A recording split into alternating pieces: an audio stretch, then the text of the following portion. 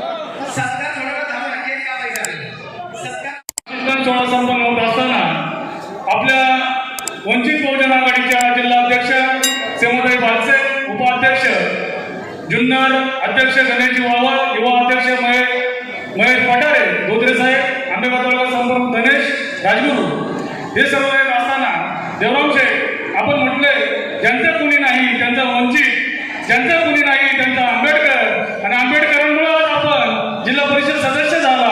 त्याचप्रमाणे आज आपण त्यांचेच नातू बाळासाहेब आंबेडकर यांच्यापर्यंत गणेश वावळच्या माध्यमातून आपण आपलं नाव सुचवलेलं आहे.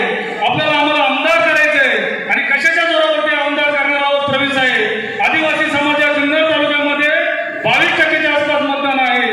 त्याचबरोबर महार समाज, कोळी, ठाकर, आदिवासी भिल्ल हा समाज जवळजवळ 18% आहे. म्हणजे आपण 40%च्या पुढे जात आहोत.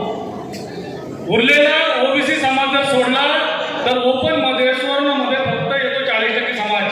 40%मध्ये 5 उमेदवार इच्छुक आहेत आणि हे 5 जण उभे राहतील आणि आपला देवरामचे डेटा वाद यांच्या पुढे उभे राहील. आणि जर आमची साथ मला मिळाली तर आपला देवराम शेठ लांडे पुणे जिल्ह्यातून आदिवासीचा आमदार झाल्याशिवाय राहणार नाही.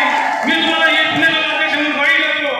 आमचा सर्व आंबेडकरी समाज, महान समाज, ही सगळी मंडळी तुमच्या बरोबर असणारे बाळासाहेबांनी शब्द दिलाय. देवराम शेठ तुम्ही हात द्या.